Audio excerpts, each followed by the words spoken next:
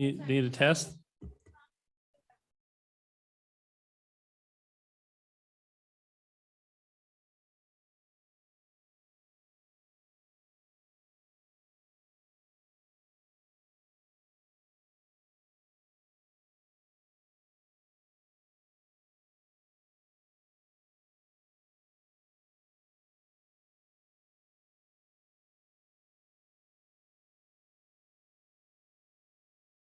Shoemaker on Zoom?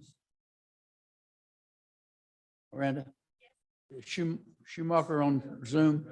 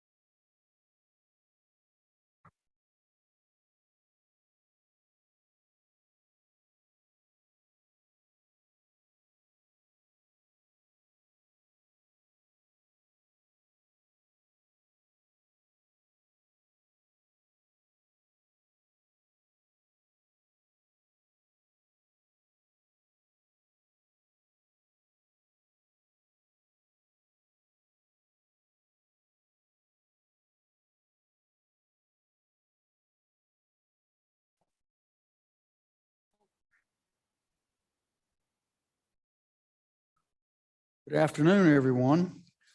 This is the Meridian Transportation Commission meeting for Monday, August the 7th, 2023.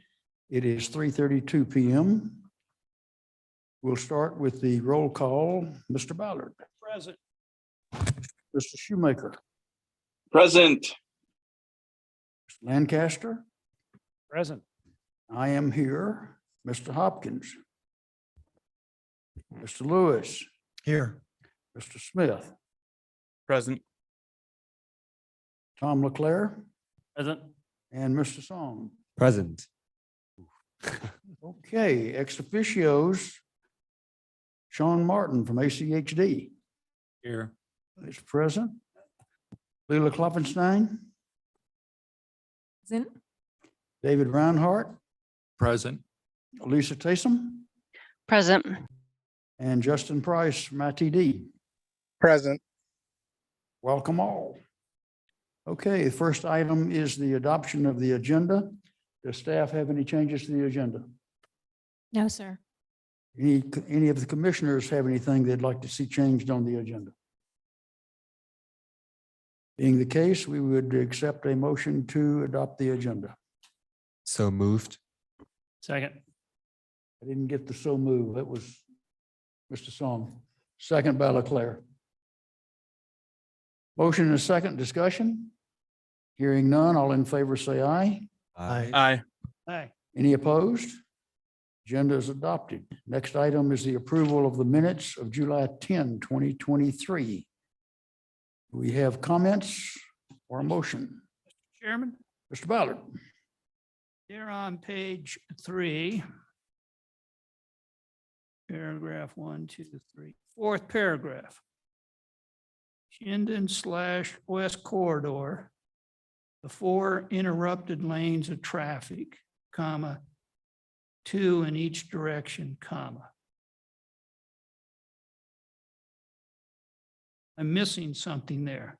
Those are not uninterrupted lanes. Aren't there intersections between I-16 and Eagle? I'm just kind of curious what is intended. I didn't write it, but my guess would be the intention is you're not going from 4 lanes to 2 lanes and 4 lanes back to 2 lanes and turning around again and doing 4 lanes again like you used to when I moved down here 5 years ago. It might not be the best wording in the world. Would you like to suggest something else? Well, I'm thinking, How about continuous? isn't it just 4 lanes of traffic? 2 in each direction, whether they're interrupted or erupted, continuous, non-continuous? I think the point is to say that the work that's have been done is now complete.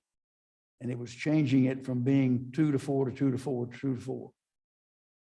Mr. Chair, I can remove the word uninterrupted. I don't think it hurts the intention of the sentence. That would be acceptable. Other comments on the minutes?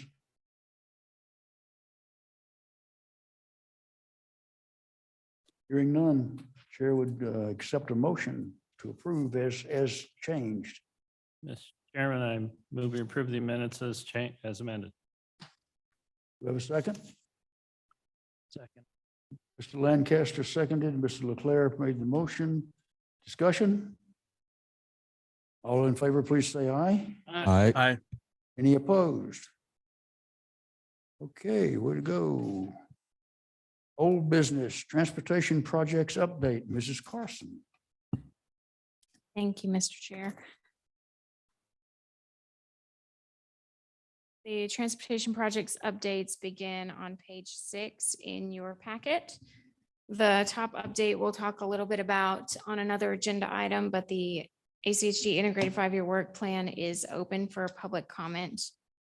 The Meridian Intersection and Pedestrian Safety Task Force has completed reviewing every signalized intersection in the city of Meridian and reviewing police comments on those intersections and public comments that were received during a 2-week public outreach period.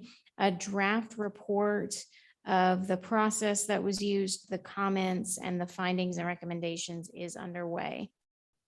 The Linda Road widening construction and overpass is in the Integrated 5-Year Work Plan 2024-2028 draft for construction in 26-27.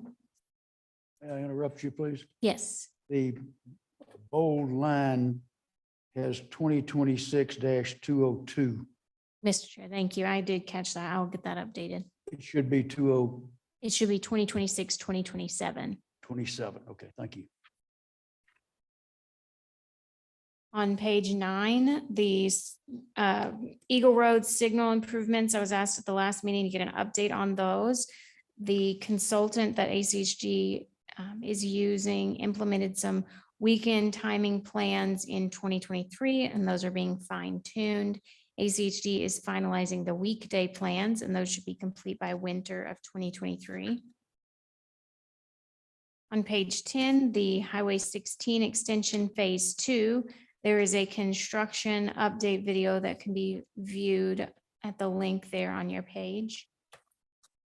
And finally, on page 11, I was asked to get an update on the Eagle Road safety review. I wanted to let you know that ITD, after the interagency review, ITD did not propose to change the enforceable speed limits in Meridian and instead are proposing to implement a type of advisory speed limit. The mayor's office has expressed concerns with this approach and has asked ITD to come and present the recommendations to council at a council workshop. Do you have a date for that? I do not. And I will continue to monitor and let this group know as soon as it goes before council. Thank you, ma'am. I can stand for any questions on any of the transportation projects. Questions for Ms. Carson? Mr. Chairman, Mr. Ballard? I was thinking how I raise a project that's not on this list. But over on 11 other projects, my question is the railroad tracks that cross Main here, there's like a 2 to 3 inch drop, and I'm kind of curious what's going on with that. Mr. Railroads are, those tracks are controlled by ITD, that road bed. It's not an ACHD issue as I understand it, but how does it, all of a sudden you have a 3 inch drop on the tracks? Mr. Chair. Commissioner Ballard, that's a good question. I drive over that myself every day. We have reported the issue to Union Pacific and Boise Valley Railroad, and we're in their queue for maintenance. Okay. Anyone with anything else? Thank you, Ms. Carson. I have one thing on page 11, please. 5 Mile Creek Pathway. Yes. It's more complete than this indicates. I saw it had been blacktop starting at Quartet and going east the other day. So I went out and walked it to see where it went and what it did. It's blacktopped about maybe halfway, what will ultimately be its full length. Another 20–30% of it has been gravel built up and rolled, like they might be going to asphalt another section right away. It leads down to what I guess is a canal, small canal. And I presume that's the bridge that you're referring to in this. Mr. Chair, these updates do come directly from Parks and Rec, so I would have to, we can look at the aerial to see what bridge, but it looks like it's a bridge over the 9 Mile Creek. Yeah, they've blazed a trail down to Ustick between the future city water reservoir and the new ACHD maintenance location. But I'm thinking that's probably access as opposed to becoming part of this trail. And we don't have to work through all the details right now, but just there's more has happened than this indicates. Okay, so I will get an update for the pathways projects for the next memo. Okay. And then would Mr. Reinhardt like to make a comment about the Black Cat and Gondola Hawk signal? Mr. Chair and Commissioners, the signal, I haven't driven by it for the last week, but I'm told it's up and it's not energized that I know, but school begins, and that's part of my update. School begins the 16th and it will be energized for the 16th. Taking the black wraps off, I know that. Okay, anyone else? Thank you. New business, ex officio updates. Sean Martin, we're glad to see you, sir. Anything from ACHD that might not be in the agenda today that we'd be interested in knowing about? Sure. I'm not always certain what John brings forth to you guys, but I know one of the things we're looking at, we've been asked to look at recently is the Meridian Ustick intersection. We've had citizens reach out to multiple citizens over the years. Right now we have a single left, but it's the ultimate is to have dual lefts on the legs. So Let me interrupt you because I didn't hear Meridian and where? Ustick, Ustick, thank you. What direction? it's all 4 directions. Okay, We thank you. currently have a single left, but we have room to have dual lefts in the future. We've looked at it before and decided at the time to leave it as it is, because if you have a single left, you can run it with a flashing yellow arrow. You get throughout the day, you'll get better efficiency by having a flashing yellow arrow. We've been asked to look at it again. I know traffic is continuing to increase in the area, so we will look at that again. We are just waiting for school to start, so we get some updated counts and to see if it makes sense to change to have dual lefts on any of the approaches. If we do that, then there would have to be a protected green arrow signal phasing. So this benefit with that is that's 24 hours a day. You can't have, a single left, 23 hours of the day and then a dual left for the 1 hour of the day. So that's something we're looking at. I didn't see it in this update, but once again, I don't always catch everything you guys have in here now that I don't come regularly, but us and City Meridian and ITD, we met out at the Black Cat Railroad crossing to look at options there. Right now, that is only a stop controlled railroad crossing. I think it's one of the few ones we have left in Ada County where you don't have gates, at least on that spur. So ITD does have some money. I think it was 2028, 2029 timeframe to upgrade that crossing. So we went out there and just discussed some options. Once again, since it's a little ways out, it was more of a preliminary type meeting, but ultimately I think they're looking at updating probably with gates similar to what we've done on the other crossings at Meridian, Locust Grove, 10 Mile. Continue to widen those roadways. Our project. Any implication on that with widening Black Cat at that intersection in north and south of it? We did talk about that because right now we do have that project in for design starting, I think it was 2026 timeframe. But right now our schedules don't really align. More than likely they would be in first before we would. So if that were the case, when we would go and widen the roadway, we would just have to potentially redo the crossing, move the gates further out at that time. I think that's what I have for you. Okay, thank you, sir. Ms. Klopfenstein, anything earth-shattering encompassed today or yesterday or the day before? Mr. Chair and Commissioners, I don't know about earth shattering, but we do have two.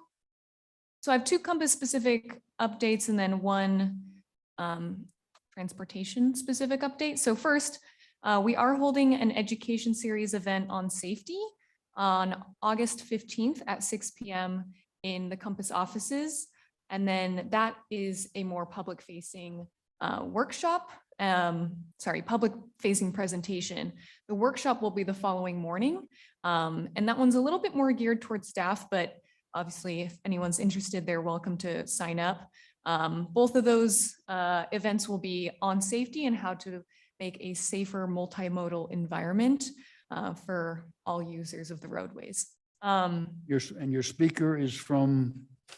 Yes, the speaker is Dan Neighbors and he's a transportation engineer out of Arlington County. And I do have flyers that I'll pass out with more information after. Thank you. The meeting. My second update is that the Compass Leadership in Motion Awards are open. So if you have someone in mind in either government, private business, a professional or a citizen or elected official in mind who has had exemplary leadership in the last year, those nominations will be open until September 29th. And then the last update that I have is that the Ada and Canyon County emissions testing program has been terminated as of July 1st. And we are no longer a maintenance area for carbon monoxide. So I think that's something that affects most people. You do not need to get your emissions tests conducted anymore. And that's all from me. Thank you, ma'am. Mr. Reinhardt, any other comments, sir? Mr. Chair, you asked her if she had earth-shattering news. I think I do. We have beginning on Friday, 4,500 employees will be coming back to work full-time. first day of the contract. So, I mean, it does affect traffic. First day of school is Wednesday, August 16th. For context, that means 220 buses will be out carrying about 10,000 kids. That means there are about 30,000 students that are coming to school in some other way. So that's parents driving them or them driving themselves. So I think a pretty big impact on the community of Meridian, Star, and Eagle, and part of Boise.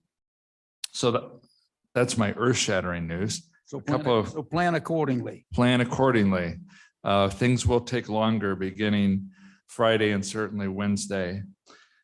You have the Pleasant View update. The other piece, and I believe it's later in the agenda, we had the chance, because of some major construction at Meridian Middle School, to rethink how we conduct parent pickup and bus pickup.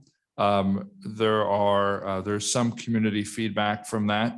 Essentially, the goal of our new plan is to, when you cross bus traffic and students trying to get to their parents or parents trying to get out, you have a mess. And we've had a really tight situation on 8th and Cherry for a lot of years. So we're separating that out as much as possible. Parent circulation will be in the parking lot on the north. So if you think of the largest parking lot at Meridian Middle School, that entire parking lot may have been restriped today, and will be parents will be asked to enter from Cherry and exit on 8th. And there's lines indicating that.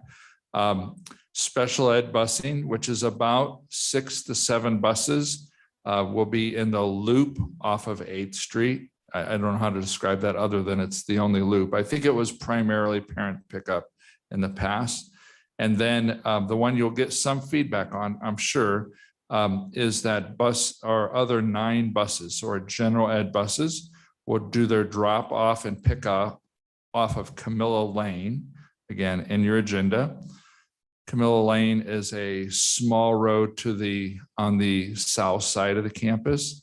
I've worked with the school division of ACHD, talked with the city of Meridian, talked through it, and notified the police department. They'll be in a single file line. They'll come through. The students will wait behind for pickup. They'll wait behind the fence till all the buses are present. They'll exit through the openings, get in their buses, and buses will disperse amongst 11th and 12th towards Pine. So it's hard to describe that verbally, but essentially the goal is to separate those two groups out as much as possible. And I'm assured by ACHD, and I worked in a school district in the past, we did something similar, that there are several places within the county that do pick up and drop off on a public right of way, and then it can work. And I would just reassure people we'll have plenty of adults to make sure the kids are staying away from in between buses and not darting out in front of cars.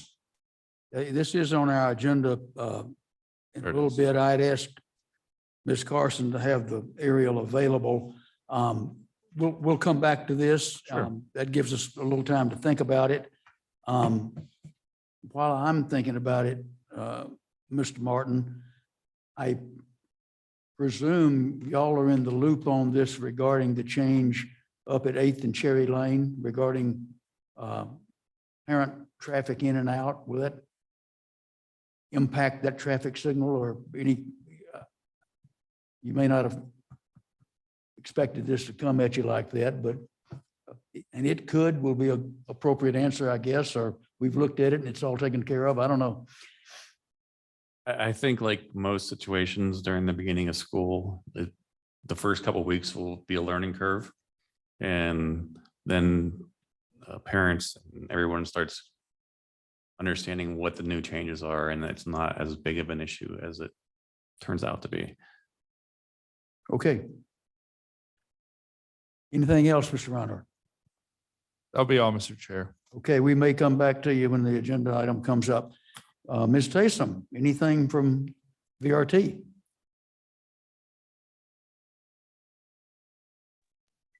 Sorry about that. I was having a hard time finding my mute button.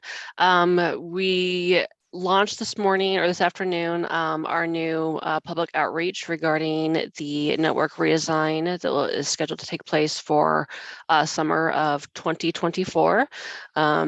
We have a story map on our website at ridevrt.org/redesign. You can go through and review all the changes that you're going to be seeing come before the board in October for approval. And you can also let us know your thoughts on the individual changes through some surveys that are included in the story map. Now, this is going to be a rather major change to the way some of the bus routes either run, connect, which directions they go, and a few of them are being deleted. Yes. I would encourage you, if you or any of your co-workers or family or bus riders, that they may want to go to the VRT website and look this up and see what's being proposed. It's not finalized yet. There will be 4 public comment events coming up here in the next few weeks for people to be able to comment on what they think about it. Kudos to VRT. They went through an initial public comment period last spring, and from their original plan, they've made major changes based upon feedback they got from people at those with those surveys and other meetings. So if you have any interest in public bus systems in Meridian, Boise, Nampa, Caldwell, go to the VRT website and look this up. Anything else, Ms. Tyson? No, that's our biggest thing we've got going on right now. So thank you very much. Thank you, ma'am. Mr. Price, anything from ITD, sir? Just a couple quick updates.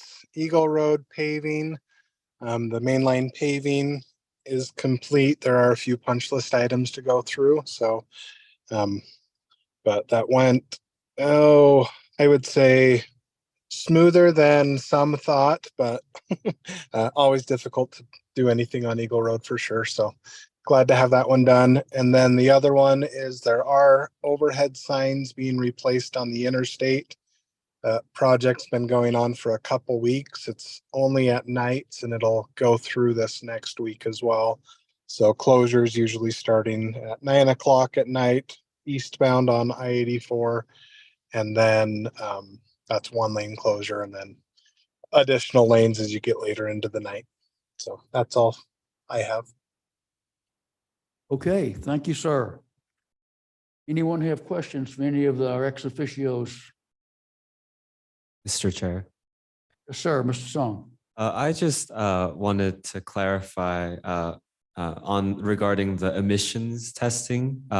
Would you happen to know the reason why they decided to strike down emission testing? Yeah, Mr. Chair and Commissioners, I'm not exactly sure the year that the emissions testing program was put into place, but it was put into place because we exceeded carbon monoxide thresholds stated that it's in the Clean Air Act. So there's certain amounts of carbon monoxide that can be in the air.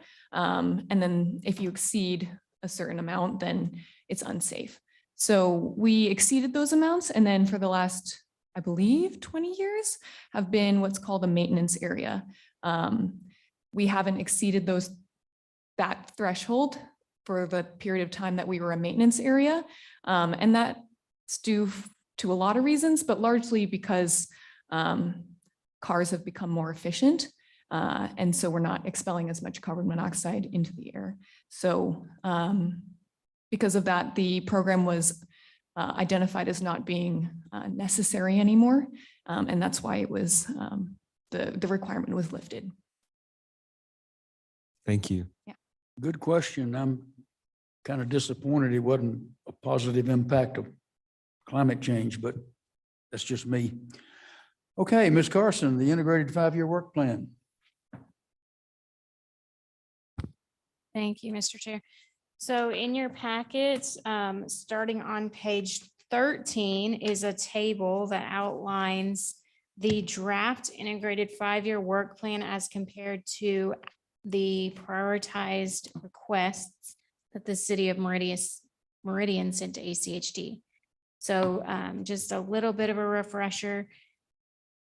We send our lists annually to ACHD. We prioritize our lists based on requests for improvements that we see a need for in our city. And then ACHD programs those requests based on the dollars and a larger prioritization scoring methodology that they have.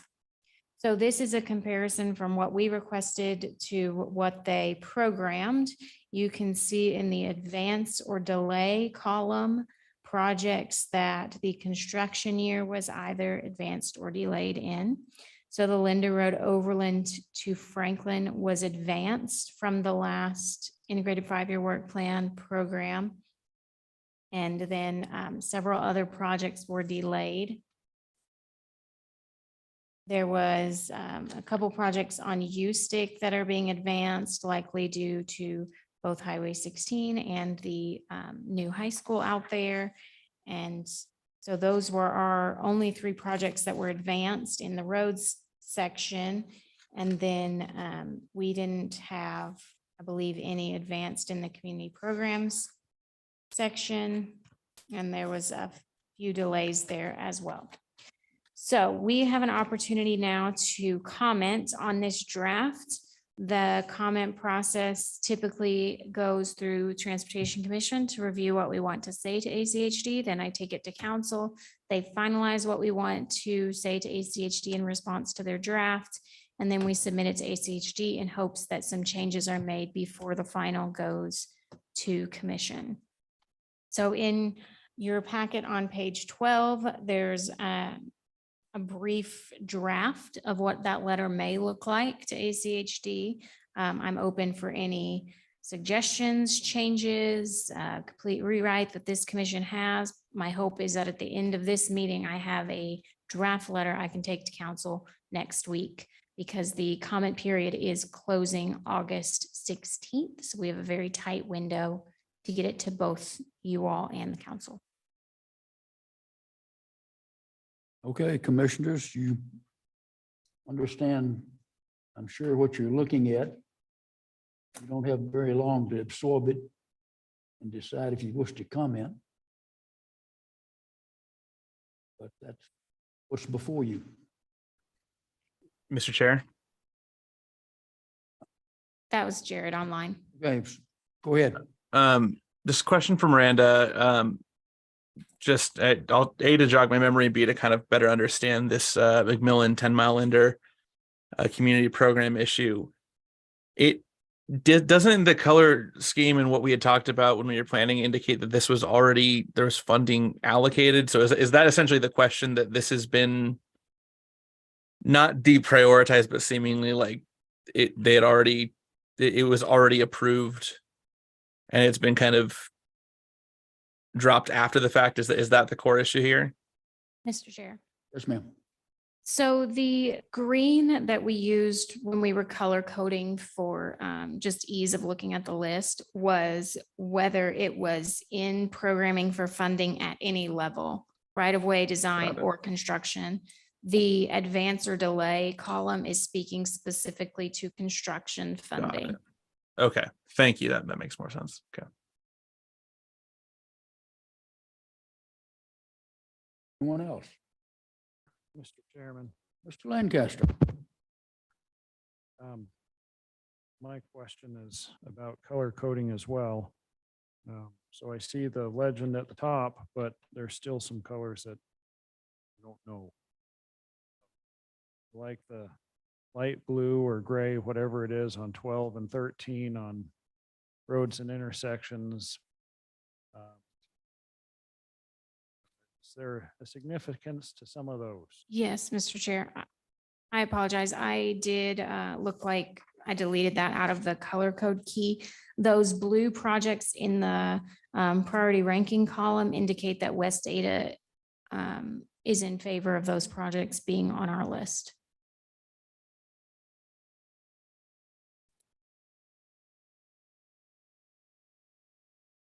And Mr. Chair, if I may, I could Yes, ma'am. do a high level kind of overview of what this letter says so that we don't all have to read it together, but I can read just a little bit of it if that's all right with Chair and the commission. Let me give other commissioners a chance to Okay. ask questions they may have at this point. Anything else, Mr. Lancaster? Not right now, Mr. Chairman. Thank you. Mr. Chair. Mr. Song. I just had a clarifying question. I didn't really, while reading through this, I didn't know what the DSRW and the CN stood for in the initial draft. That is design, right of way and construction. Thank you. And I apologize. I should have spelled that out because the first time I ever looked at this, I also did not know what those. Mr. Chairman, Leclerc. we get a, On your mic. sorry, can we get that list on our monitors here? Yes.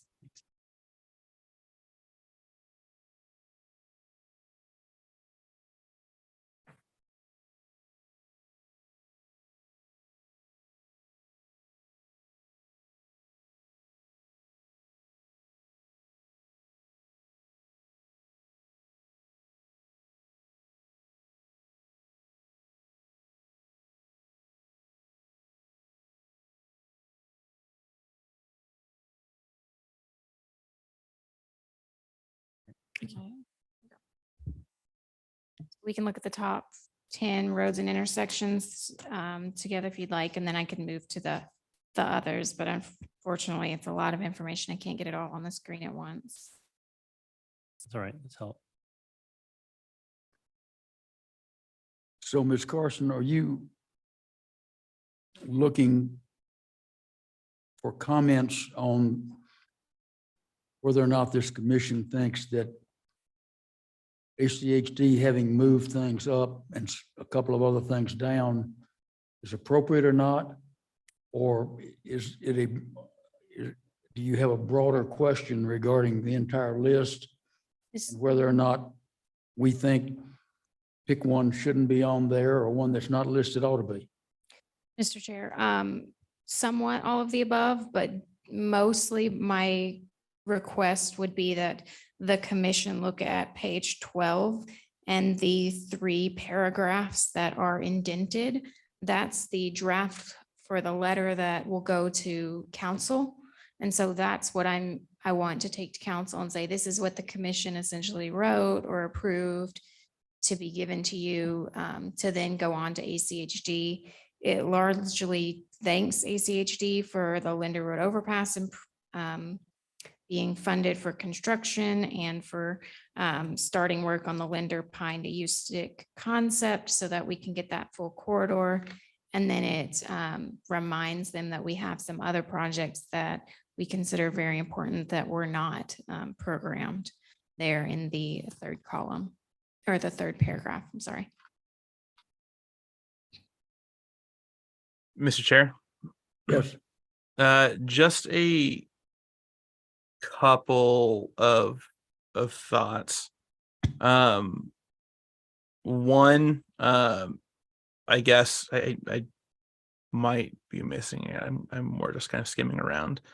I don't see any 10-mile Cherry intersection here, and that is in our top 10. I don't, and it looks like it's future, so I don't know if it's maybe valuable to kind of in that continue to highlight. It's an intersection project. So that's one thought. I guess the other thought is more just kind of in terms of language. I think it's the idea that construction funding has been delayed for a project that's already, significantly, funded through the first 2 phases. It just seems like that might be, I don't know, it just seems inefficient, and that might be valuable to, I guess call it the risk of leaving this incomplete. It seems like it's a cost of having that money put into those other phases, but not fully completed. And it just seems like that's, there's a cost of not realizing that value on those previous two stages around that the sidewalk project. So I don't know if there's any language around that, but just some thinking there. But in terms of substance, that 10-mile Cherry intersection might be valuable to include. Ms. Carson, would you like Miss- to respond? Yes, Jared, on the project that you mentioned having two phases, or I'm sorry, design and right of way already Mhm. funded, which one was that? That is, and based on my understanding from the community programs, that McMillan 10-mile to Linder, the one that is the concerns highlighted that we have design right away funded, but the construction is the part that again, based Have on you my got a- Sorry, I'm understanding. trying You have not a to make line us all item? dizzy, but is it this one McMillan 10-mile Linder?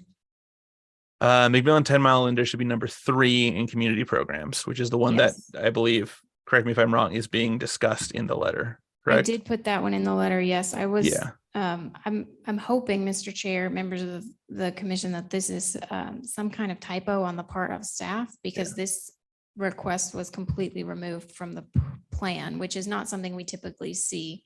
Usually, if we see a project get delayed, we see a delay year. We might see design, right of way, and construction all become future when previously they had had years assigned. In this case, the McMillan 10-mile Linder sidewalk improvements were completely removed from the program. So I did call that out in the letter, and I'm hoping that that's a typo. I mean, it happens. It's a big plan, so fingers crossed it's not actually being removed. Yeah. In that case, I would just maybe, I guess 10-mile and Cherry, that number 10 on roads and intersections is potentially one to call out, in the longer term.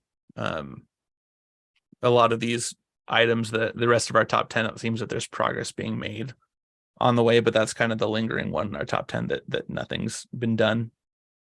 So that might be Mr. Chair. valuable to Yes, ma'am. consider. Jared, are you suggesting that that be added to the third paragraph on page 12 in addition? Yes. Okay, not to replace the projects listed, but in addition to the projects listed? Yes, unless there's a feeling that it's becoming too many, in which case maybe replace something, but I don't see any need to replace anything, but just add it.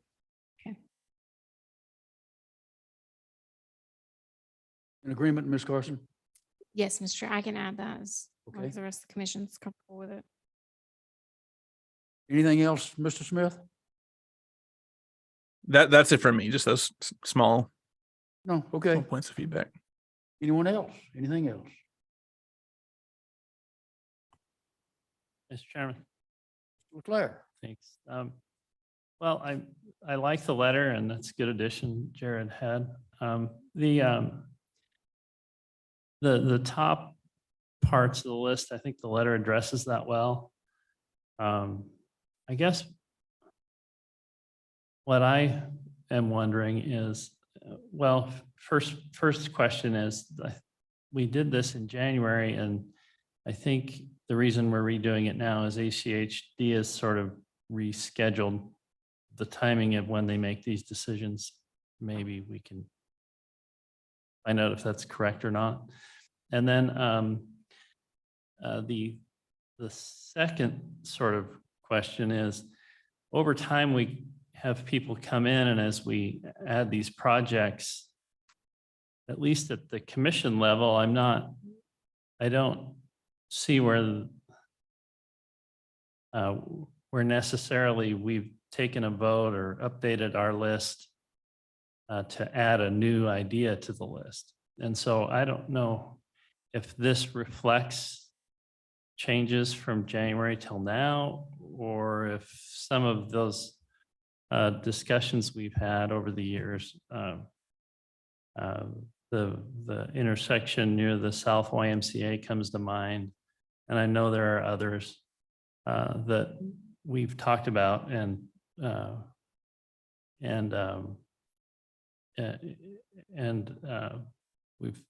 the possibility was that a road improvement would help the situation, and where are they on this list? It's a long list, and I'm not sure I'm missing it or missing them or not. So Is that, I know, I'm sure staff is doing that, but I just wanted to ask about that as those items come up where we have homeowners association or members of the public come in and say, you know, this intersection needs a turn lane or whatever, and we talk about it, and then does it get loaded into the list, I guess is the question. So those are just some sidebar questions I had about the whole thing. Thanks. Mr. Chair. Ms. Carson, would you like to address the sidebars? Yes, so a little bit high level and then I'll go in. So this list, this process is very cyclical. So we did talk in January about I think it was January, about the requests that we were going to send to ACHD.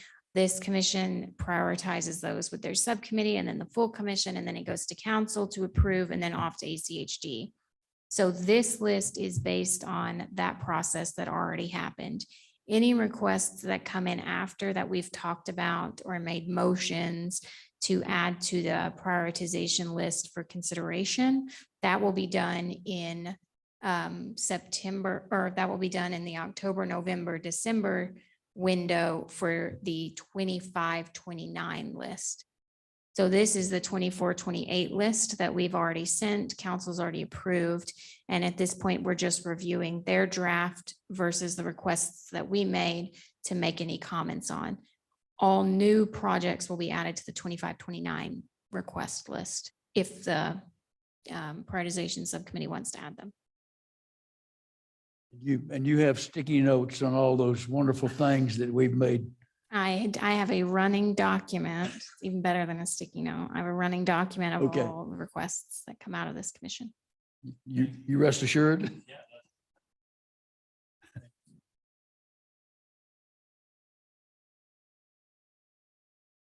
Who else? What else?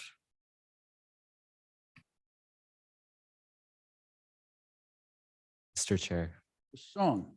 Just a clarifying thing. He mentioned public commenting when we add things to the list. Do we have that in our Transportation Commission before we have our prioritization subcommittee like meetup and things like that?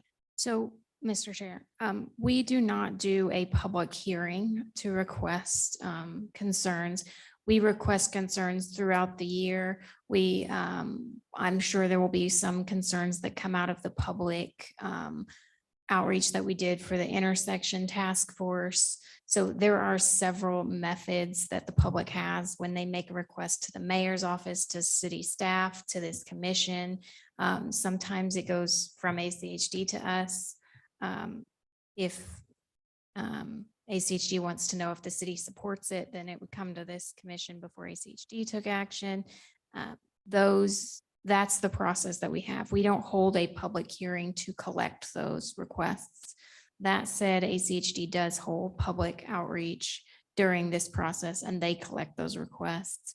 We also have neighborhood bike and pedestrian plans that are done every 10 years, and there's public outreach for those.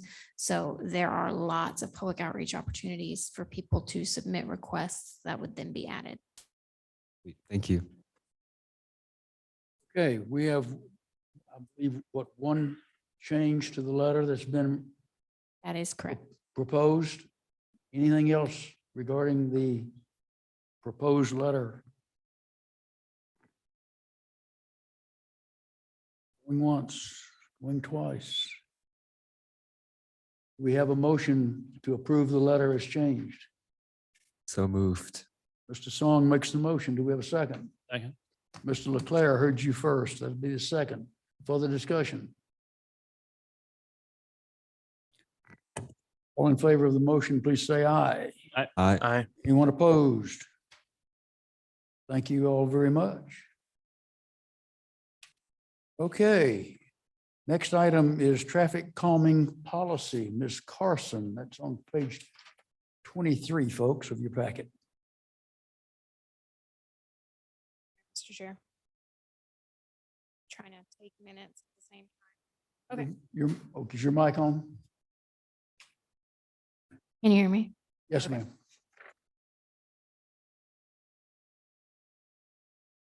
It was requested that we do some updates regarding the traffic, that we get an update regarding the traffic calming policy for ACHD. They brought or are bringing the traffic calming policy to their commission. And so we have Sean Martin here to address the changes that were made, and also the red line proposal is in your packet as well. I'll hand it over to Sean. Pardon. Commissioners, as you see in your packet, it has the red line and blue line version because it's just multiple people that have been editing. That's the reason why some are red and some are blue. Ryan Head is taking this to our commissioners in a work session this Wednesday to introduce it to them. It's not for adoption. It's just kind of introduce our changes. I would say the highlights of what is changing, we're making minor modifications to the threshold and the criteria as far as the speeds go.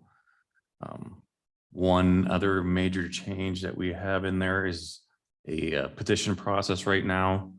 Once we go out, I guess I should just start with kind of what we do and what happens. So anybody can request traffic calming on our street. So if we get a request, what we do is go and collect speeds and volume. So we have criteria for speed and a criteria for volume. You don't have to meet both. You can just meet one or the other. If you do meet one or the other, the next step in the process is to then do a petition process. So we want to gauge the public interest in having traffic calming on their street, so that the intention is that, it's not one person that wants it, but it's the neighborhood or the street, the residents on the street that want it. So our current policy shows that the petition process has 75% signatures. So our commissioners have expressed concerns with that. So they are proposing to drop it to 60% approval. So the idea is, say if you have 20 residents on a street, the idea is you'd have to have at least 12 people approve that. If it's less than that, then it gets kicked out and says, well, you don't have necessary support to move forth. One other change along with that we're trying to implement is, right now it really is just it's a physical paper petition that whoever requests the traffic calming or a representative of the neighborhood basically has to walk door to door, knock on doors. We all know how much people love getting knocked on their door. If you're like me, you don't even bother answering the door. But so one change we're trying to make is to make that all electronic petition. So it would be more such that we're sending a postcard to the residents saying, hey, there's been interest in putting traffic calming on your street. Please go to this, and they'll have a website or a code or something that they could scan, take them to the website, and they can vote there. They would just need to enter their name, their address, and then whether yes or no. And we may have drop downs potentially for the address of because we know obviously from the GIS what their addresses are. A final, so say somebody then meets the criteria for the petition. The next step would normally have been, well, now we'll go do a cut through study, trying to identify, is it your neighborhood that's the one speeding, or is it people outside your neighborhood that is causing the speeding issue? So that was part of the previous policy that has already been stricken by an interim policy from our proposed policy. So that is no longer part of our policy. So now if you meet the speed or volume and then you get the necessary signatures or the electronic petition, ACHD will then pay for your traffic calming. I think those are the major points that have changed. As you can see, there's been lots of other wordsmithing of the document, but that's primarily the major changes to it. Gentlemen, questions, comments? Chairman? Mr. Leclerc. Mr. Martin, thank you for the presentation. So this has always felt like to me that you have to get the 75% and maybe now 60%, but you have to get the positive votes. But then if people don't vote or vote no, it's the same thing. Is that right? Commissioner McClary, yes, that is correct. Okay. I thought that's the way it was. I just thought I'd check. All right, thanks. That's all I had.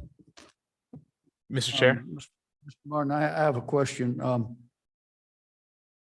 We believe we are aware that different incorporated communities where ACHD is the street authority have different general speed limits. Throughout this document, and I'll admit I had a hard time following it. It talks about 85th percentile, 95th percentile, and then it gives specific numbers. Is there any impact between, let's say, Boise having a neighborhood or a local street general speed limit of 20 and Meridian having one of 25? It creates an impact or a difference in this document. Is it? I know exactly what I'm asking, but you may or may not. Mr. Chair, yeah, I know what you're asking, and the answer is no, it does not make a difference. The criteria is the same regardless whether the speed limit is 20 or 25. Okay, thank you. Other questions? Mr. Chair. Yes, sir. Yeah, question on page 29, 2.6 neighborhood petition process. I guess this is more of a I guess normative or I guess what should be question. I know it says it's the criteria only includes property owners, and this is something that's come up in other areas around petitions or notice. It seems a bit odd. I get the intention, for example, if I'm Joe and Sally renting out their house to different people, if those people currently residing at the residence get notice of the petition, maybe they can pass it on. But I'm struck by kind of the impact in areas where there's higher density, and say Business Corp owns this apartment complex and I live there. It feels like if you don't include property owners, especially in those areas, you're kind of discouraging traffic calming in the areas where the chance for conflict is the highest because there's the densest population. So I guess just question around that, does that impact, do you kind of agree that might be an impact there? Have there been any considerations about maybe an alternate process or an alternate minimum thresholds if there's, say, more than 8 units an acre on an area, or if it's multifamily or something like that?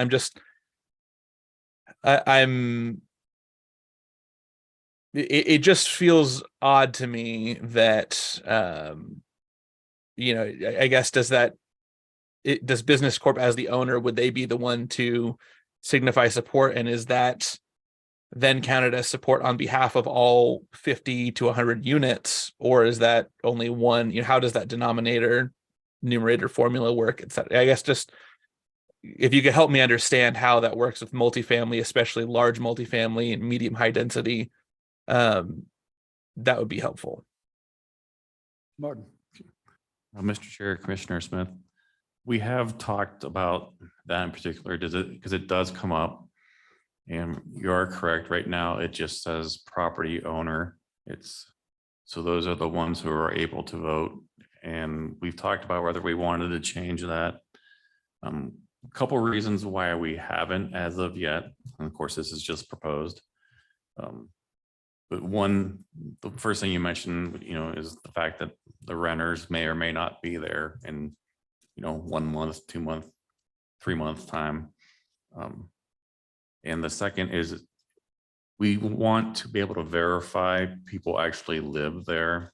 So when we send a petition or a notice of a petition out to people, and if we're going to do the electronic petition, we can go in GIS and say, hey, Jared Smith signed this. And yes, Jared Smith is the homeowner because we've checked Ana County's record. So that is in fact true.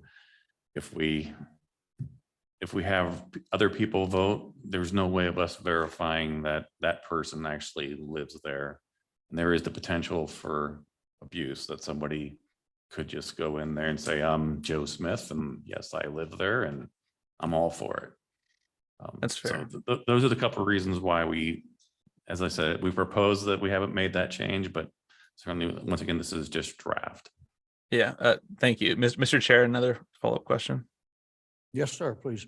Or I guess maybe a proposal is, I wonder if there's value, for example, in if it's multifamily, maybe not counting that in the denominator then, or counting that only as one unit for the sake of the petition process. That way, if there are, say you have a multifamily,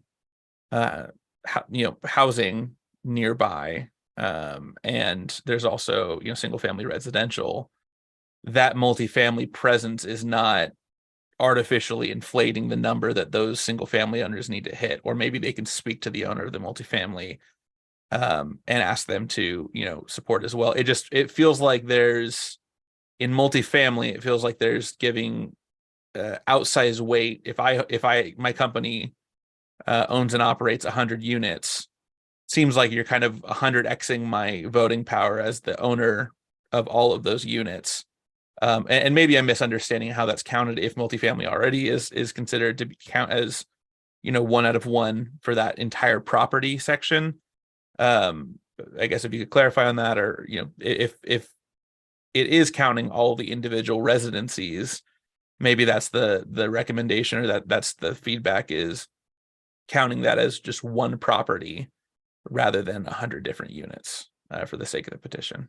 Mr. Chair, Commissioner Smith, you are correct. That just counts as one property owner.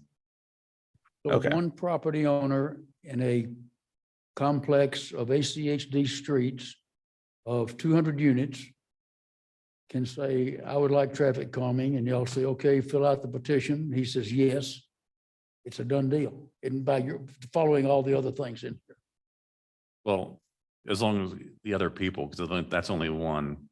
Because He's the only property. he's owner. the only property owner, then yes, in theory, he's gotten 100% of the, but there's also this, because there is minimum criteria as far as volumes on streets that you have to have as well. All other things being equal. Yeah. I mean, if you had a huge apartment complex that was getting, 1,000 people in the peak hour, I'm sorry, 100 people in the peak hour, which is the minimum criteria, then in theory, yes, they could. But your unsaid is it'd be hard to meet the quantity situations that are called for. I mean, typically multifamily doesn't always have one entrance or exit. Usually they're spread out over multiple streets. So Okay. Is it possible? Sure. Have we seen it? I don't think we've seen that situation. I'm just glad that I didn't have to write this, and I'm very much gladder that I'm not going to have to try to figure it out and enforce it. Other questions? Mr. Chairman, Mr. Ballard? I'm puzzled by this conversation. If you have 1,000 unit apartment complex, Mr. Martin just mentioned it. You have designated entrances and exits. Inside that complex are private lanes. Not always. I'll stay with my story. Okay. Okay. So I'm just kind of curious how many complexes out there have streets running through them with one property owner? Public streets as opposed to private lanes. And is it really an issue? Mr. Martin, would You're not required, but would you like to take a stab at that one? I mean, given the amount of apartments that have and multifamily that has been built in the city in the last, 5 years, I certainly think it's possible we could start seeing some of this.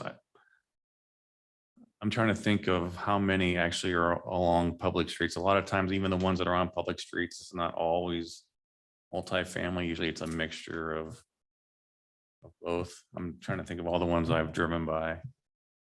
But it seems like there's always been a mixture of both single family and multifamily.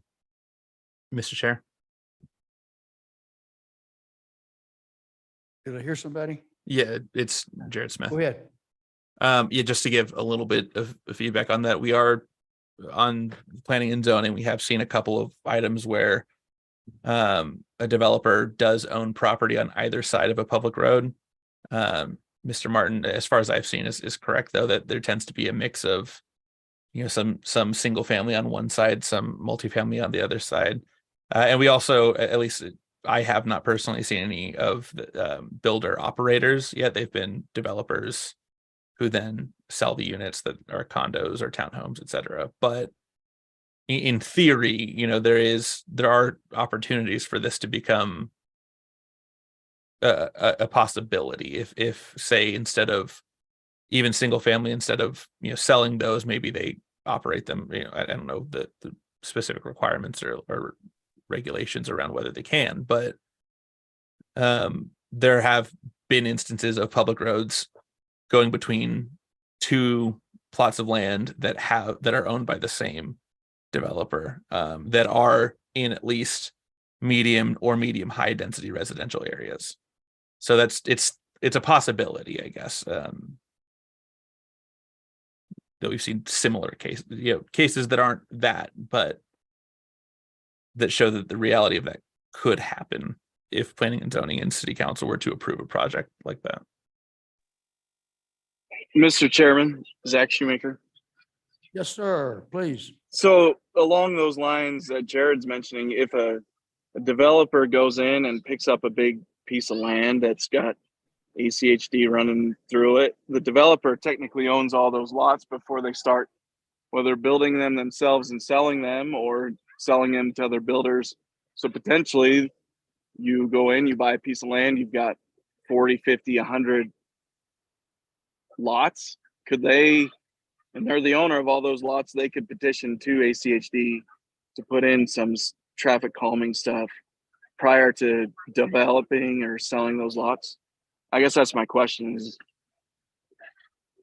could they do a preventative or what they perceive as a preventative measure before they sell their lots, put in traffic calming, whether it's good or bad, because they own the lots, they then have all the votes needed or whatever. Instead of in multifamily, I get what he's saying, just one vote. But if I have a piece of land, ACHD roads run through it, technically it's all mine and I could decide. Am I understanding that correctly? Mr. Martin. Well, one thing that I should add is typically we will not go in and do a traffic calming study until things are actually built and occupied. It does say households.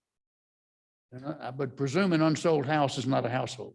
Yeah, because typically what we don't want to do is if the developer owns, 30 of the houses still on the street because they're not been occupied, we'll come back later and once the homeowners are actually in there. Very good. Thank you. That answers my question. Mr. Chair. Yes, go ahead. Just to wrap this all up, and I do think Mr. Martin answered my question, but in this conversation, I think I might have lost that answer. And I want to make sure I'm on the right page. To clarify, existing ACHD policy,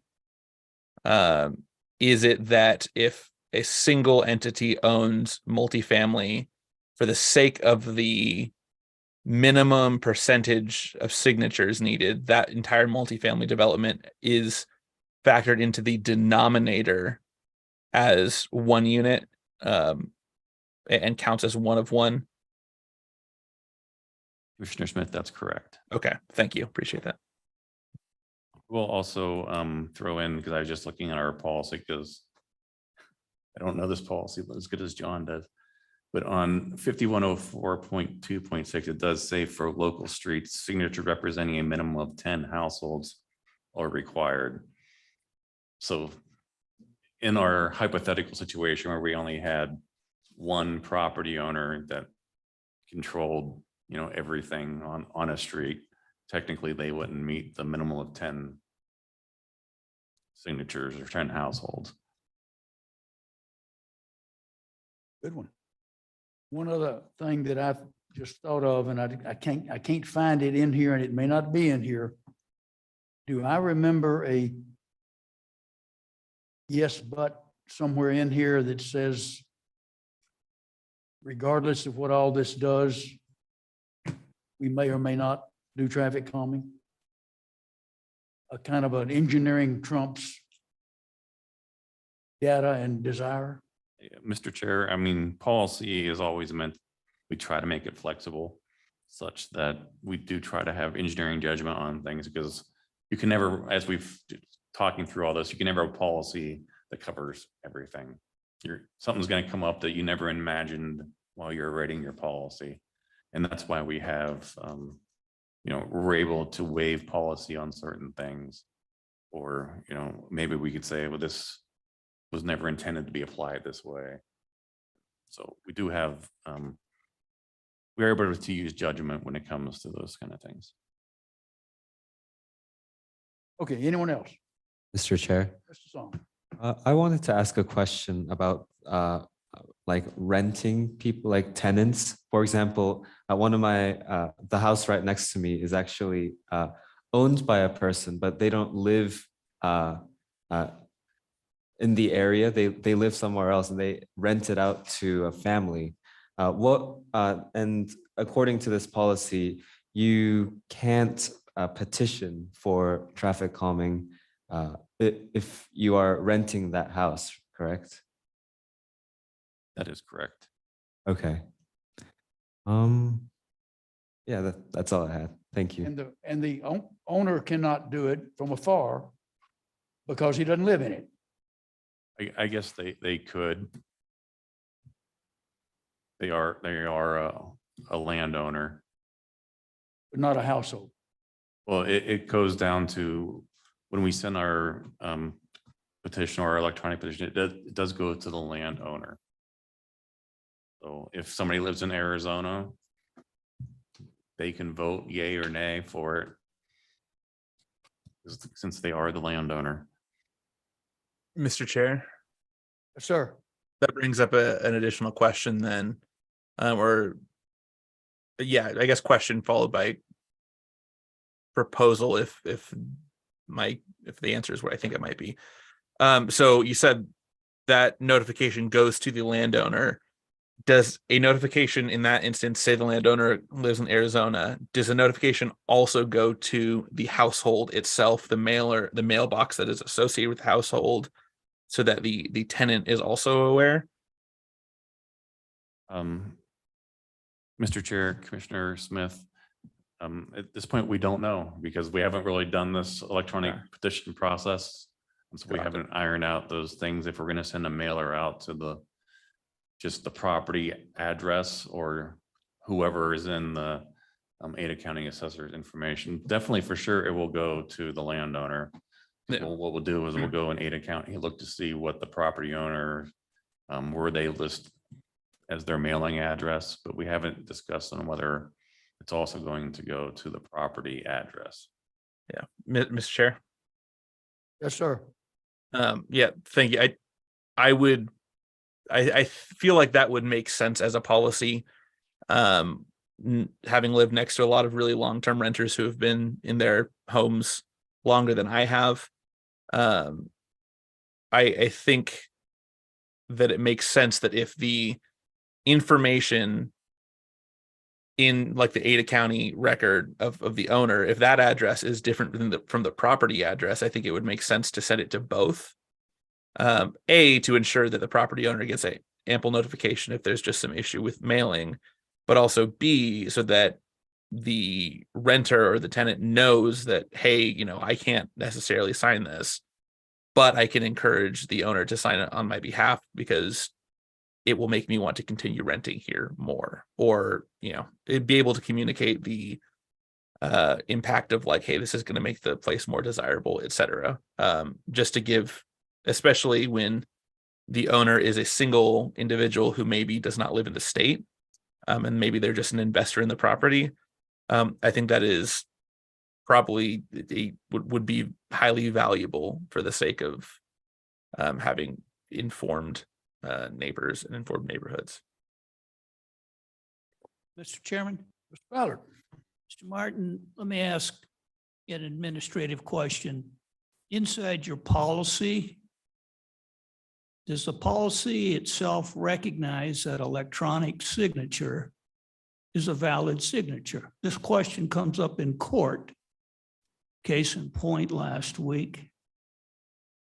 The rules didn't allow for an electronic signature, and so they threw out the affidavit. So there is some methodology behind being able to sign a document, verifying the document, and lining up the two people. Maybe that kink has already been worked out, but I'm just kind of curious. As Commissioner Ballard, we asked our attorneys that same question, just to make sure we were covered. And they said that, yes, it would count, and that it would be a method that we could use. Right, because there has to be a security behind that. Anybody can sign a document on Google, but there has to be some verification behind that. So I appreciate that. Thank you. Okay, Ms. Carson, this is, as I read it, a discussion item. You're not asking for us to do anything other than maybe make Mr. Martin wish he had never asked the question? That is, sorry, I thought I was about to say, that is correct, Mr. Chair. Okay, thank you, ma'am. Okay, moving along. Pathway crossing at local streets, Ms. Carson, this is under your name. I will say that this came to us from Mr. Lewis, who raised the question. Ms. Carson and I talked about it. I asked her and she went back and found, believe it or not, 3 years ago when we discussed this at length. I didn't realize it was that long ago.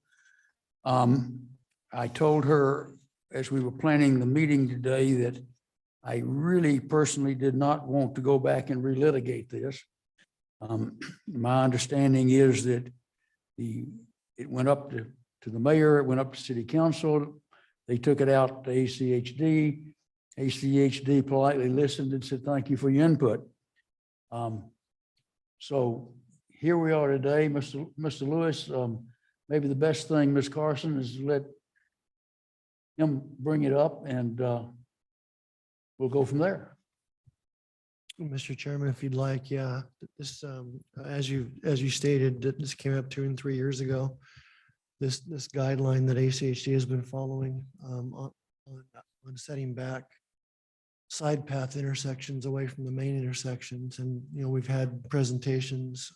I know Commissioner Lancaster presented to City Council on it. And like you said, the City Council met with the ACHD commissioners, and I thank you for your input was the end result. It was not my intention that we'd have a lengthy discussion on this again. It's just the fact that it's coming up for comment. It's in the draft policy now, so it's being elevated from design guidance to policy. And if the city council wants to object to it again, this would be the time for them to try to voice their opposition to it. But I guess that's the background, Mr. Chairman. The other thing I talked to Ms. Carson about was asked that she see if anyone, ACHD, MPD,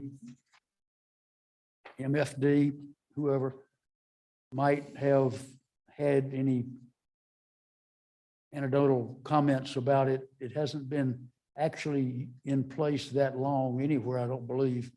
And so there may not be, but did you learn anything? Mr. Chair, no, the traffic sergeant, Tara Smith, was not able to be here with us. She did send me some information for the crash data for the state, and we can look at that, but it doesn't look like from a high level view that any of those crashes were attributed to these setback crossings. The crossings have only been in place for, I think, about a year in design. On Eagle Road between Amity and Victory is the most, probably the most instances of them in the city, of those being set back. So they haven't been in place long enough for us to really get a feel crash wise or incident wise, how they're working for residents. And then we also have ACHD here, and I gave Mr. Martin a heads up that this would be on the agenda in case he had anything he wanted to add as far as how those have been functioning. Pardon. Mr. Chair, Commissioners, I'll be honest, I haven't heard a thing either good or bad about them since we've put them in. You're correct, the ones that we installed on Eel Road are probably the ones that have been there the longest, and those have only been, a couple years now. So I have not heard anything good or bad, but I will say that, right now, the way our guidelines are written, if you remember that there's one pathway offset for 35 miles an hour and under, and then there's another offset for 40 miles an hour and over. And our current commissioners, as well as our executive team, has instructed us on our new road widenings to put the elements in place to have roadways designed and posted for 35 miles per hour in the future when our roadways are widened.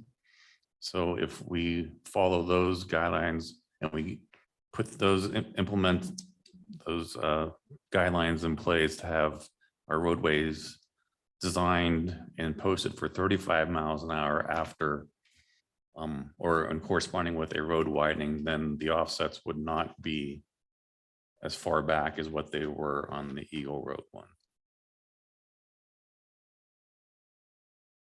The Commission's consideration of this is on page 45 of our packet. Item 7, I found the next to last paragraph of that section extremely interesting. The fact that it was a split vote, which is a rare animal in a commission, or maybe even this commission, even though I was on the losing end of it. But, there you go. Mr. Lewis, what else can we do for you? Mr. Chair.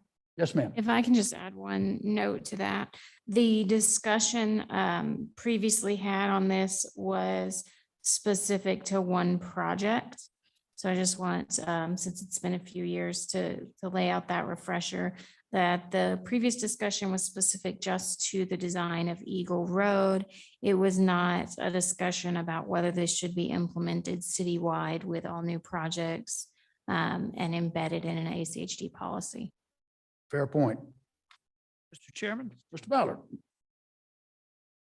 so there on page 36, last paragraph, the intent of this agenda item is to discuss how the setbacks that have been built have functioned thus far. I hear the comments, we're lacking data or not sufficient information has come into paths that have been built this way. My question is, have other communities installed something like this? What has their experience been? I am aware of another community that has paths that are set back from the street and cross street in a setback fashion from the intersection, because that's the way the path lines up. Trying to remember, I believe the same community has another one where they jog it the opposite direction. The path is away from the street. They jog the crossing up toward the intersection. So but that's one community with only a couple of places I can remember. I would imagine different places and doing it different ways. Mr. Martin, you have any idea? I don't. Yes, Mr. Chair, back when, when we did this guidelines, we did reach out to other areas. And we had actually a consultant that put this together for us, who was involved with other bikeway projects in the Northwest, as well as throughout the country. They're a nationwide consultant, and this was the guidance that they brought forth. And like I said, we haven't had any issues, but we also haven't had people say, I love this. Keep doing it more either. So, Mr. Chairman, let me sharpen the pencil. How many lawsuits have been brought when people get T-boned in this crosswalk because they're in between cars? I don't know. I imagine that our people over at the right table can tell you about wrecks and accidents, et cetera, but I don't know if they're in charge of tracking lawsuits. That may be more your bailiwick. I'm just trying to ask if there's some data out there. We've got a couple of engineers on this committee, and not asking for an expert opinion, but I'm just kind of curious, is it safe? If it's safe, go for it. If it's not, then I have a question. Mr. Chair, Ma'am. in an effort to not relitigate, as you said, I am going to add, this was implemented or originally proposed for rural communities. And as much as we love Dairy Days, Meridian is not a rural community. So while we may not have had any issues with it yet, that could just be the fact that it's a young design that's been implemented. City's planning staff, myself, my coworkers that review ACHD projects, based on the feedback of council when this Eagle Road was designed, continue to speak up against these setbacks on each project. We haven't determined yet if we're going to submit any comments as a city in regards to the policy at ACHD, but I just wanted to throw that information into the conversation. Mr. Chair. Yes. Yeah, I know there's an effort not to relitigate, and I will honor that to an extent. I do think question I had in this initial hearing, I think is apt to this policy is I still fail to understand if the desire for this setback for this chicane to, for example, slow down bike traffic. I still fail to understand how we can't, with a marginally larger amount of right of way to not massively significant level, create another chicane that brings them back to road level. If you're going to zig, I still fail to understand why you can't also zag back. And I think the idea, for example, of the example that you mentioned of the offset being bringing people closer to the road. Obviously, I think there's right-of-way concerns with, ability to actually fit businesses in that area, but or houses as well.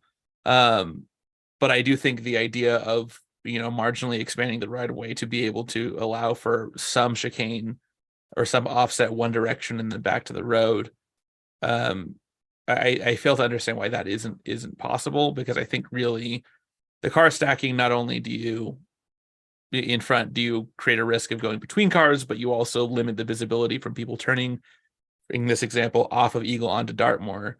You limit the visibility of a pedestrian until your mid-turn. And I think, again, I'm probably not adding anything to what Randa has said about what staff concerns are. I'm probably not saying anything that those staff objections don't include, but it seems to me like we're asking for data of how many people were upset about, kicking a thumbtack, when we know that it just seems, I don't understand this design, and it seems like an inherently dangerous design to me.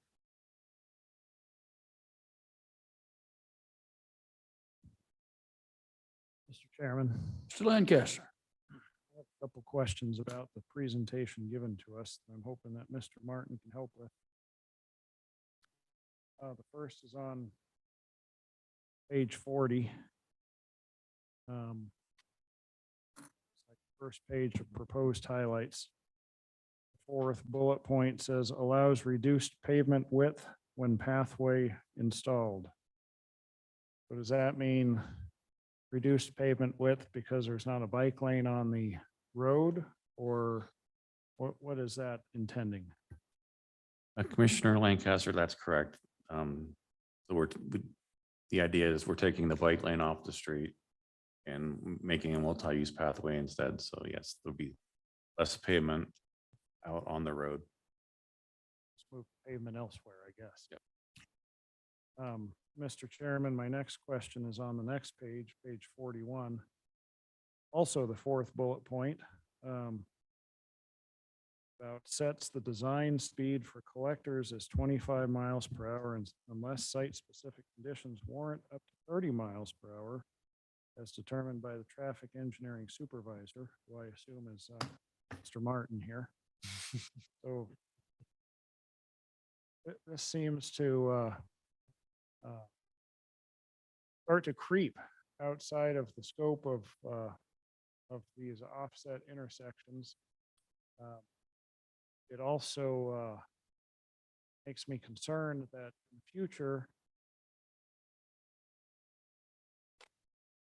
the Ada County Highway District will be tying your own hands by saying, you know, we've done an engineering study, a speed study, and as a result, recommend this as a speed limit, but we've tied our hands because we've made this policy that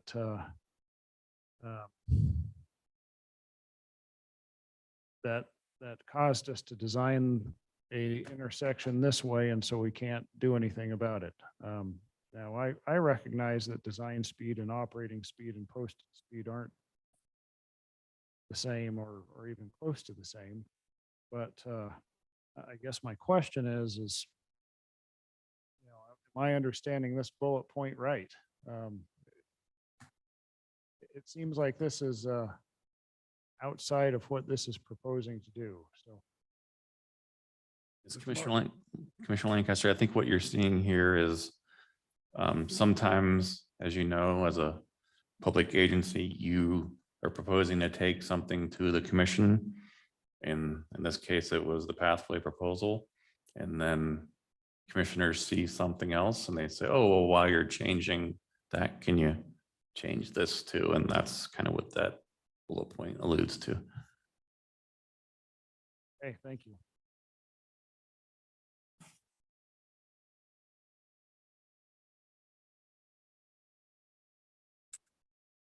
Okay, well, I want to thank all of you for the great discussion on a lot of topics today.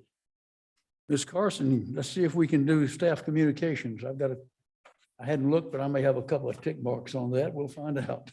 All right, Mr. Chair, let me get to my page here.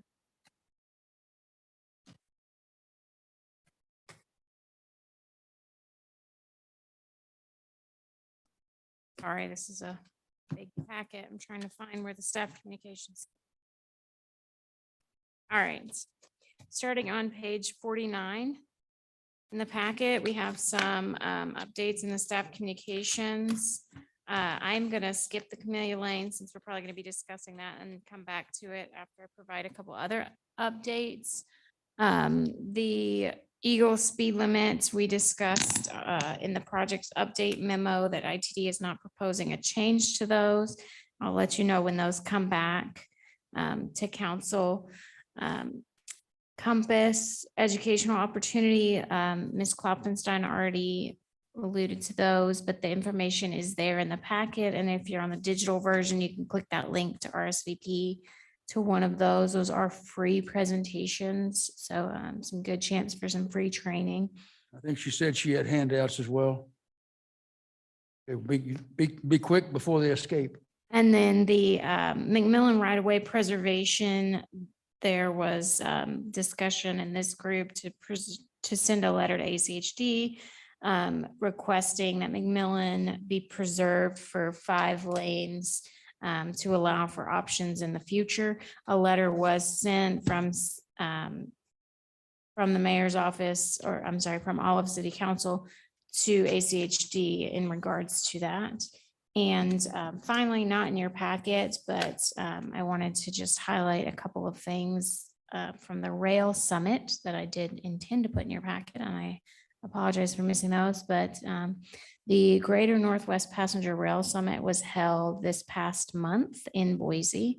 So there was members of the Greater Northwest Passenger Rail group and also members of a larger Pacific Northwest group all the way up from Canada down to Utah. And we're discussing railroad, both freight and passenger services. On the first day of the summit, there was some folks from Union Pacific and BNSF and the Surface Transportation Board at ITD talked about how to make the rail system in the US more resilient and how to work together for freight and passenger to run on some of the same infrastructure. On the second day, the CEO of Amtrak, Stephen Gardner, gave the keynote address, and he noted that service between Boise and Salt Lake could be achieved within the next decade, and that while Amtrak wasn't initially supportive of having that service or didn't initially have the service in their plans, thanks in large part to a lot of the outreach and communication and just public voices, that is now on Amtrak's radar and something that is doable. And so we'll take that as a win and continue working towards that. And John Robert Smith, who's the chair of Transportation for America, spoke at lunch and offered some information on expanding rail that's happening in the South and how he worked through those challenges with his team and how a lot of that same kind of thing can be applied here. And so he gave some real case study world example of how we can achieve some rail here. And then VRT hosted a bus tour that was very successful of the rail corridor and took several attendees through the Treasure Valley looking at rail and where those stops would be. That was very successful. And then if you want to know anything else about the summit, I can include a link to that. I can email that out and you can go back and watch some of those recordings and see summaries of some of those meetings there. Ms. Carson, I pulled that out of today's VRT packet. And either I've got it pulled and can send it if you want me to. This goes all the way through what you just read and you won't have to do it, or you can do it. I do think it ought to be sent to the members. A lot of good information in there. Some of you may live long enough to see passenger rail back in the Treasure Valley. You want me to send it out? Yes, that's great, Mr. Chair. Yeah, it's the document she was working from. It was Elaine Clegg's recap for the board today at VRT.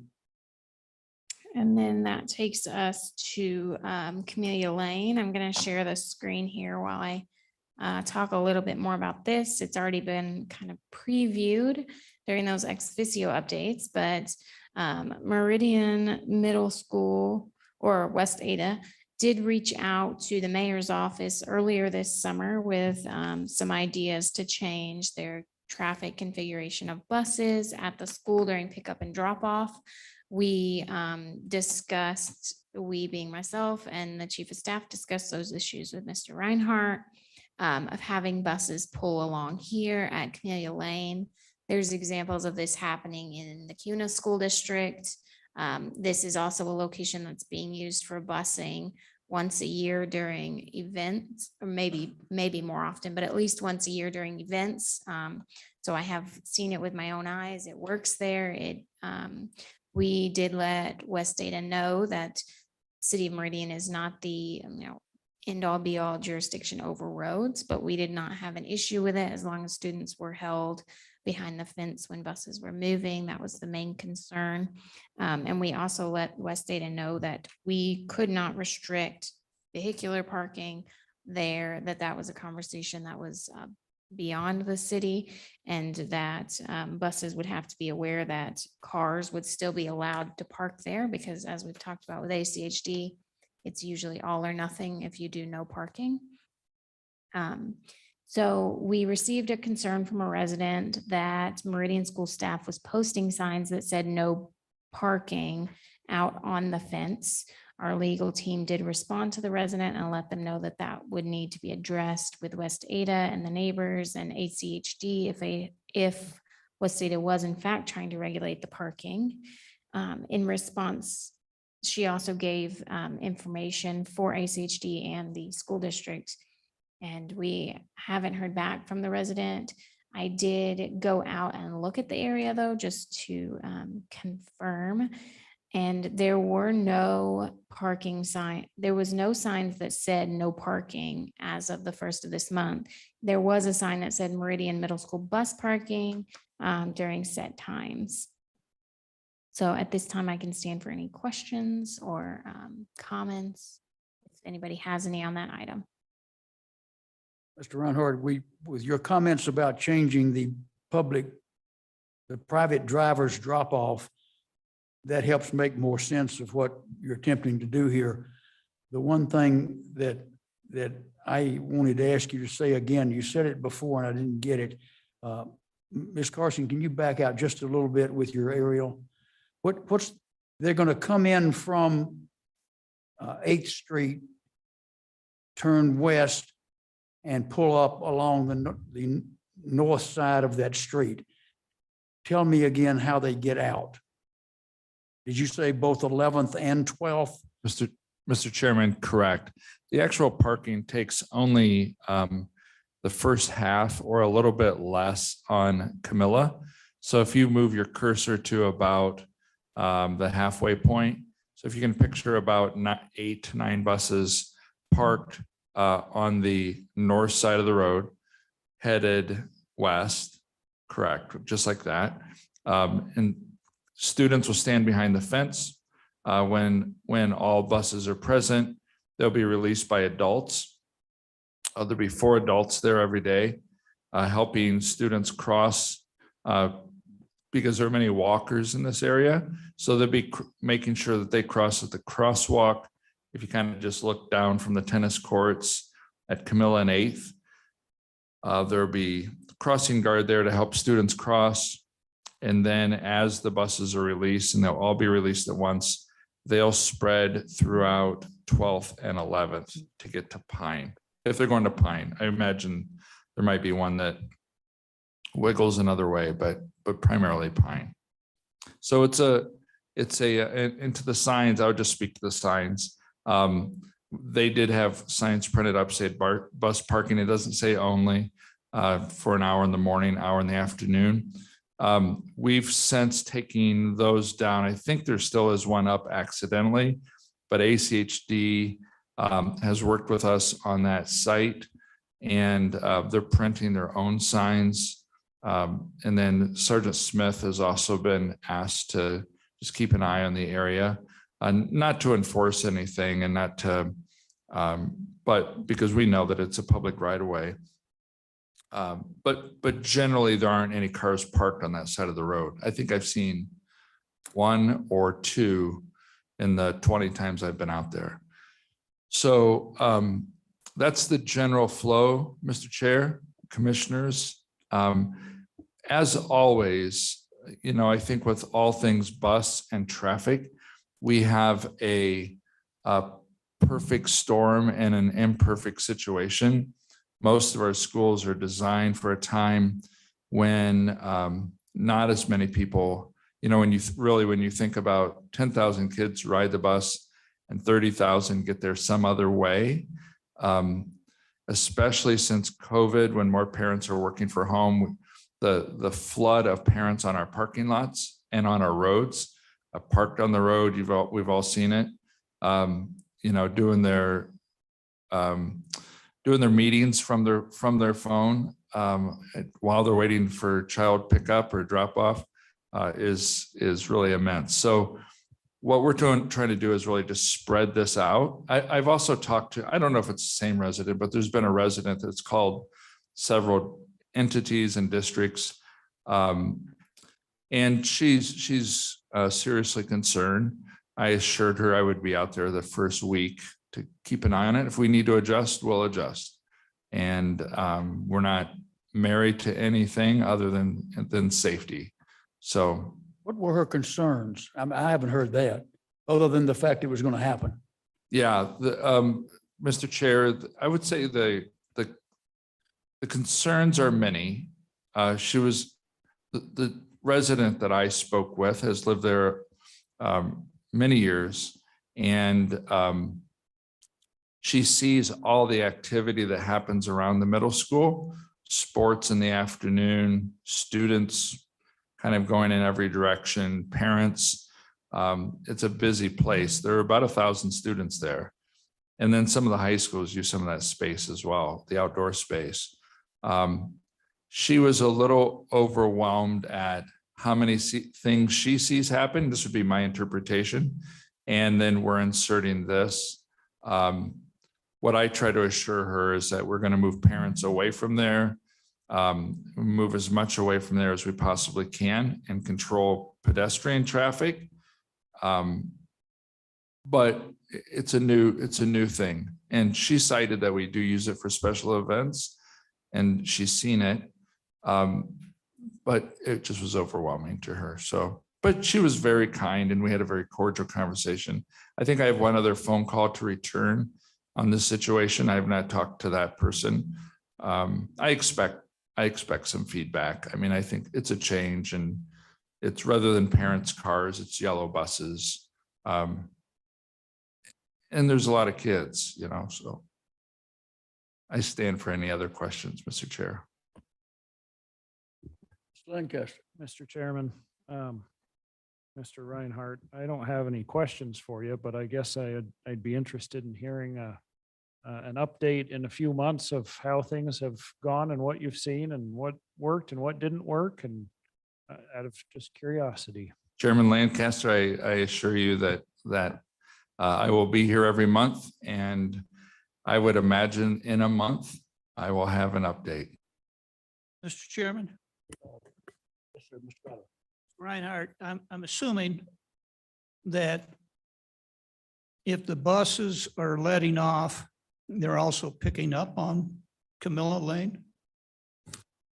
Mr. Chair and Commissioner, that is correct. So in the morning and in the afternoon. Okay, so my follow-up question then is, the students now walk Camilla Lane and 8th Street to get into school. So they're going to be exposed to all weather?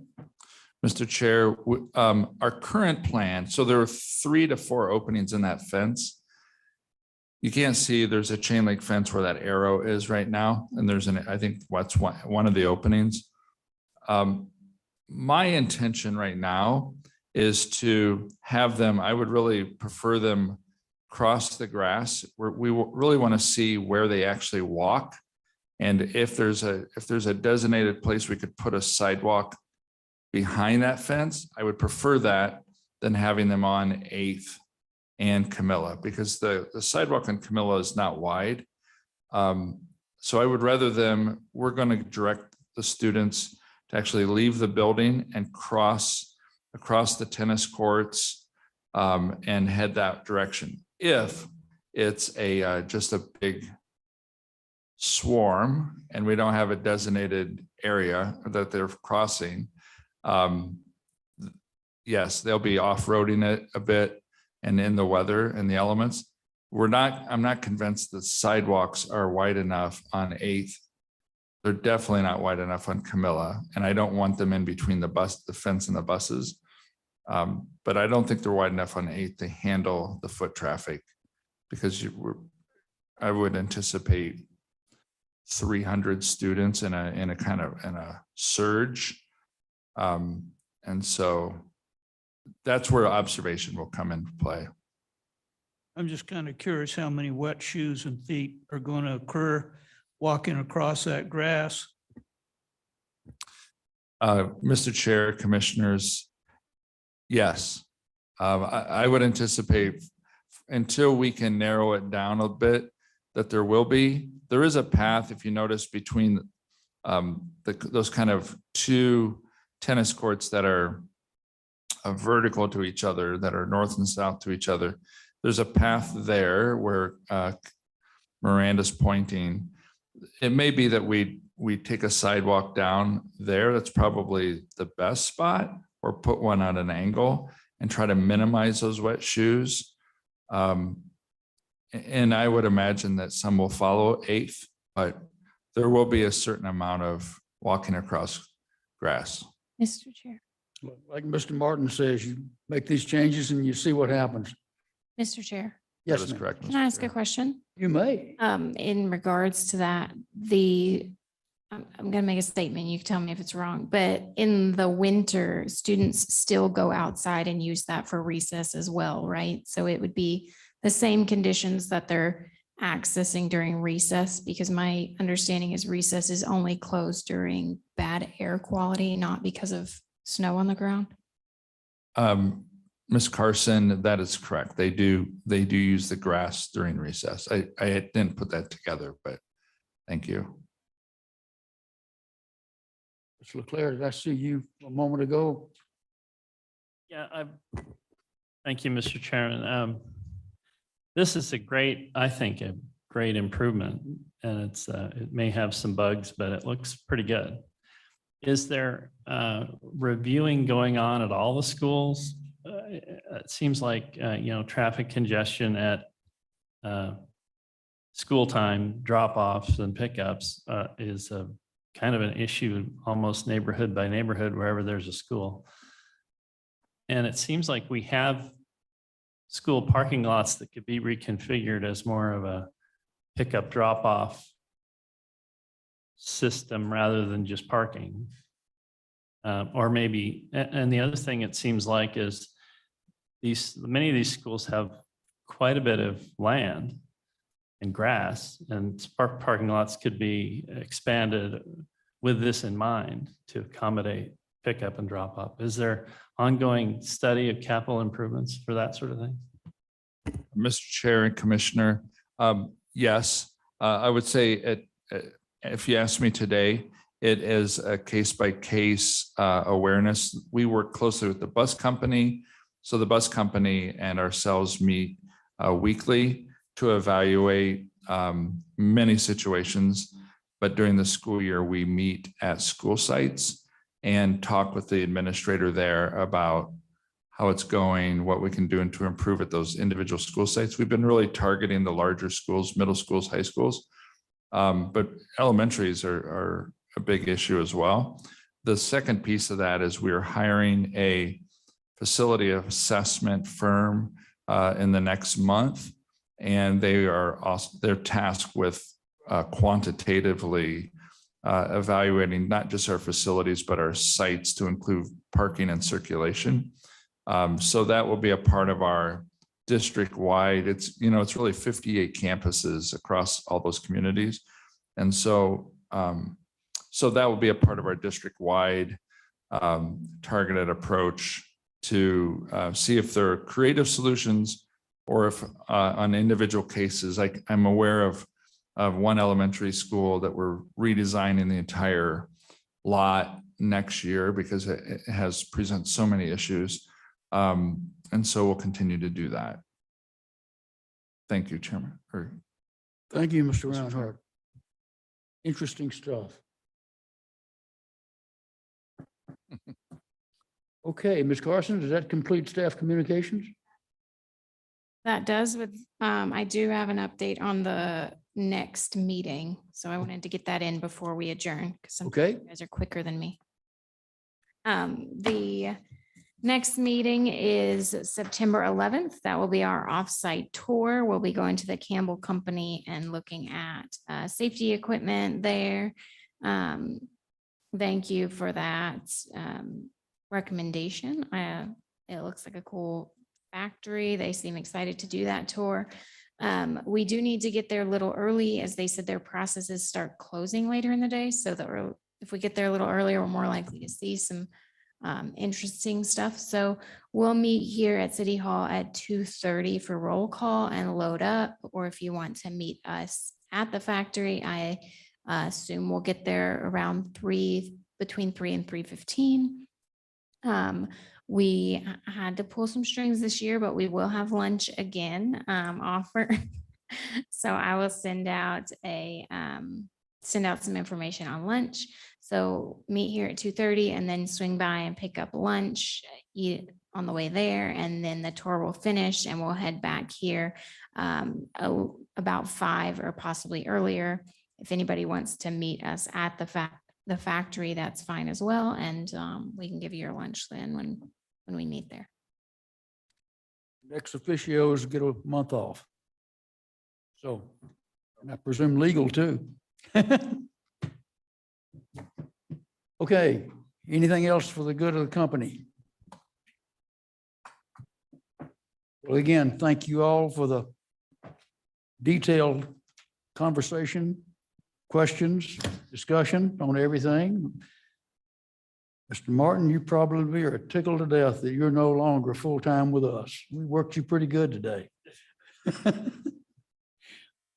Okay, Chair would entertain a motion to adjourn. So moved. Mr. Song made a motion. Do we have a second? Second. Mr. Lancaster has a second. All in favor, say aye. Aye. Aye. Anybody want to stay? Have a great rest of your day, folks.